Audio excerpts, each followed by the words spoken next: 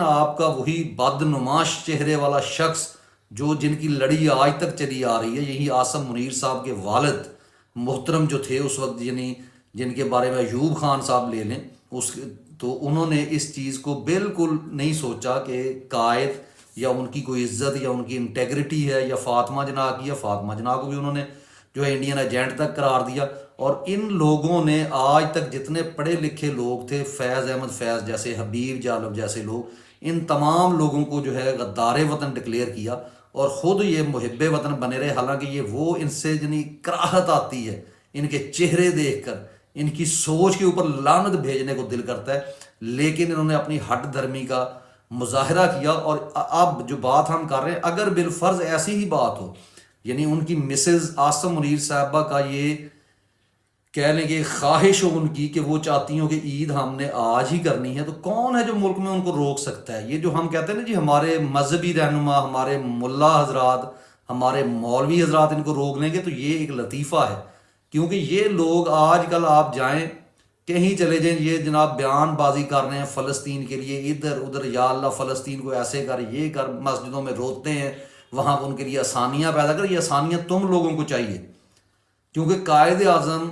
اور علامہ اقبال کا تو شعر ہے جس میں علامہ اقبال صاحب فرماتے ہیں کہ خدا تجھے کسی طوفان سے آشنا کر دے کہ تیرے بحر کی موجوں میں اضطراب نہیں۔ تو اقبال کا شہین تو ہر وقت جو ہے مشکل حالات مانگتا ہے، اس میں لڑنا چاہتا ہے۔ جیسے خان صاحب نے کہا تھا کہ مجھے تو وزیر اعظم ہاؤس میں بیٹھ کر میں اکتا گیا تھا، مجھے تو اس وقت تک سکون ہی نہیں آتا جب تک میں سٹرگل نہ کروں۔ اور اس دفعہ انہوں نے ٹکر غلط لوگوں سے لے لی ہے،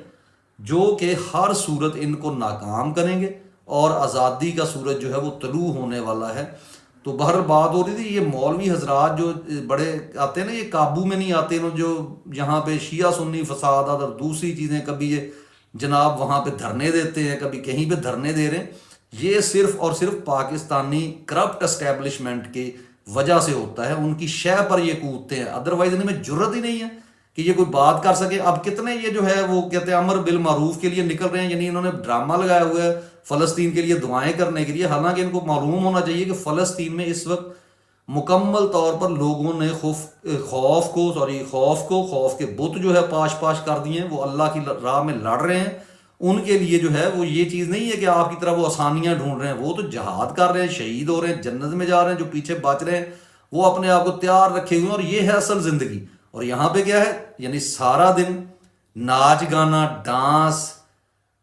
ولگر قسم کی گفتگو، اور اس کے بعد غلامی کی زندگی گزارتے ہوئے یہ لوگ ان کے لیے بھی مانگتے ہیں کہ آسانی کی زندگی پاکستانیوں کی طرح ہو جائے، یعنی آپ غلام بن کر رہ جائیں، جس کے لیے اللہ کے نبی نے، اللہ نے منع فرمایا، آپ کو دین اسلام نے منع فرمایا۔ تو بہرحال یہ اگر چیز ایسی ہے جس کی ہم بات کر رہے ہیں، تو آپ کو سوچنا ہوگا کہ آپ کچھ بھی کر لیں، آپ کا فیصلہ، آپ کا دین، آپ کا آئین، ہر چیز وہ سائڈ پہ رکھ دیتے ہیں، اور آپ لوگ کیا کرتے ہیں، آپ کے ملا حضرات کیا کرتے ہیں، جو بڑے بڑے دعوے کرتے تھے جی ہم کشمیر آزاد کرا لیں گے، وہ لشکر طیبہ والے، اور یہ وہ، ان سے بات کی جاتی تو کہتے تھے ہم جب چاہیں، جب ہمارے امیر صاحب ہمیں حکم کریں گے جناب، ہم پاکستان آرمی کو بھی قابو کر لیں گے۔ تو اب آپ کو سمجھ آ گئی ہوگی کہ یہ لوگ ایک فرد واحد کے حکم کے آگے اسیر ہیں۔ نہ صرف یہ اسیر ہیں، بلکہ 9 لاکھ افواج یا 7 لاکھ جو افواج ہے، وہ تمام ادارے، پاکستانی قوم، پاکستانی مفکرین، پاکستانی جو ہے یہ تمام جو مذہبی رہنما ہیں، یہ تمام کے تمام جو ہے بے بس ہیں ایک فرد واحد کی طاقت کے آگے۔ تو اس لیے ایسا سوچنا غلط نہیں ہوگا۔ ہمارا اللہ ہی حامی و ناصر ہو آپ سب کا، ہمارا